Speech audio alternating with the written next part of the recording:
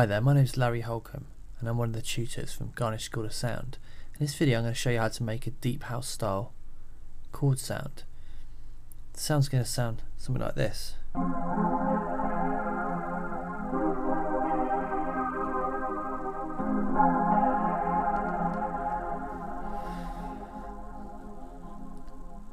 Now our aim is to get you making sounds from scratch rather than tweaking presets.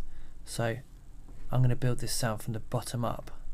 To do that I'm going to come to the preset list, go to Aerosmith and choose Initialize. Aerosmith's the guy who invented Razor. So we have this plain sawtooth wave patch now to begin with.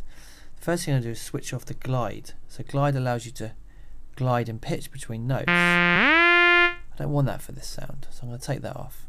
And what I'm also going to do is put it from mono, which means it'll only play one note at a time, to poly, which means I can play chords. So I want this to be a chord sound, as I said at the beginning, so I'm going to need it to be poly. I'm going to take down my output because I just saw I was clipping there slightly. So what I'm going to do first of all is I want this sound to be quite analog kind of sounding, so to help me achieve that I'm going to apply LFO2 to the pitch to just subtly introduce vibrato, quite a slow speed, and I'm going to choose a sine wave as my LFO shape. It gives me a kind of slight kind of analog feel to it, almost feels as if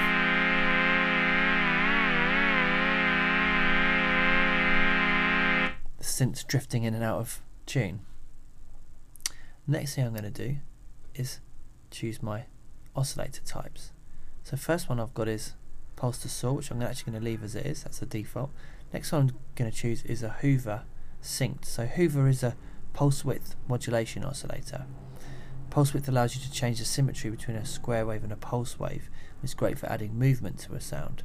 Actually gives rise to the classic Hoover sound, hence the name of the oscillator. So what I'm going to do is apply LFO1 to the pulse width. Just drag that up a little bit. Again, slow LFO speed. It's all about slow movement in this sound. I'll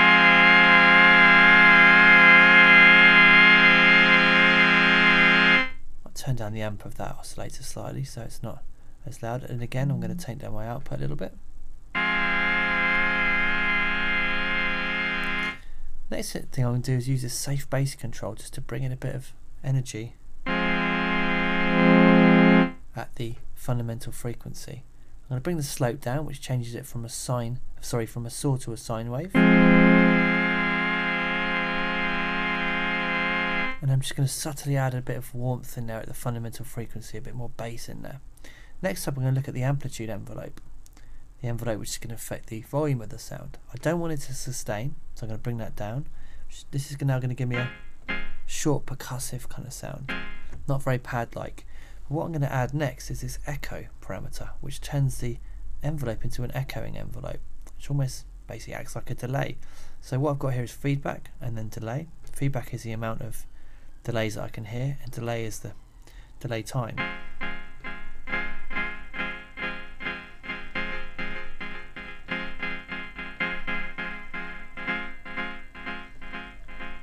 So it's sounding quite dubby now with that delay on there. Next thing I'm going to add is a formant filter. So formants are the kind of frequencies that are created by the human mouth and the human voice.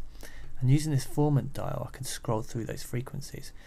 Again, great for adding movement to the sound. To do that I'm going to use an envelope. So I'll bring the amount up. So I accidentally clicked on that again, which is why this has come up. And what I'm going to do is give it a slow attack, and I'm going to give it a sustain all the way to the top because I want the sound to remain at the top when I hold down the keys.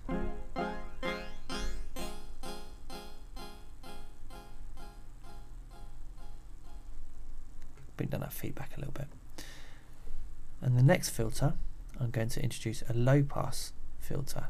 So this is going to be a deep house style sound. They're not generally particularly bright and mid-rangey and nasty sounding, which is a sound you quite often associate with the formant filter. So I'm going to use the low pass filter to kind of tame the high frequencies and make sure that it's more of a low frequency bass sound.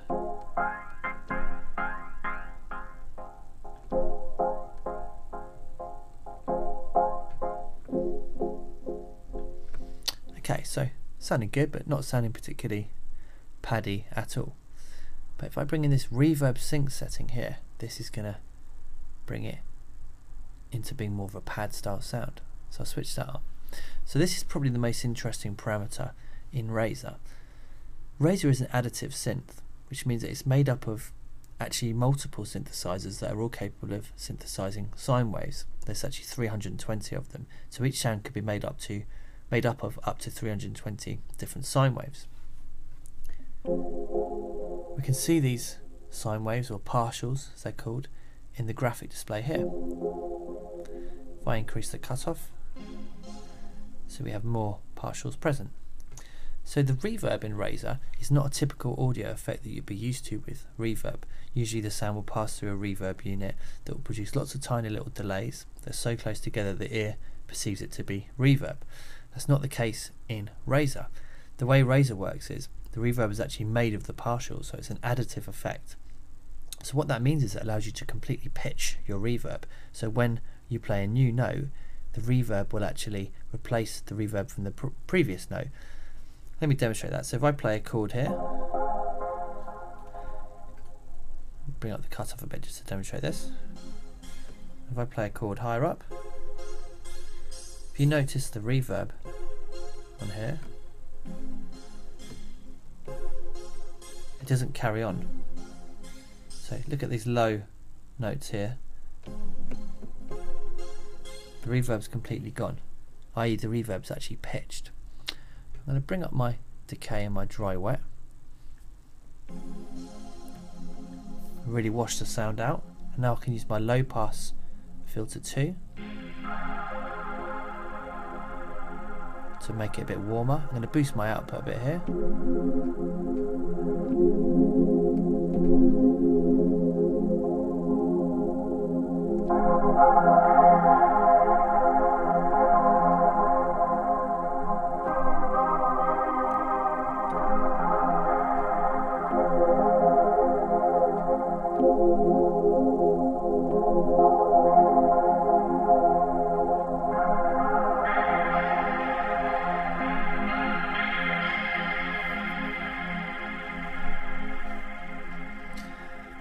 And what I've got is quite a nice deep kind of sound, which would be suitable for, as I said, deep house, dub techno, that kind of thing. And also I've got that little LFO2 affecting the pitch of the overall patch in Razor, which is giving it hopefully a slight analog kind of feel to it.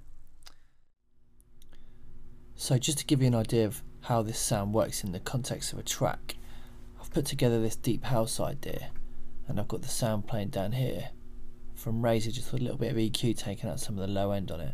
So it comes in at bar 17 playing some chords and then carries on till 33 when the track comes in. So let's have a little listen to that.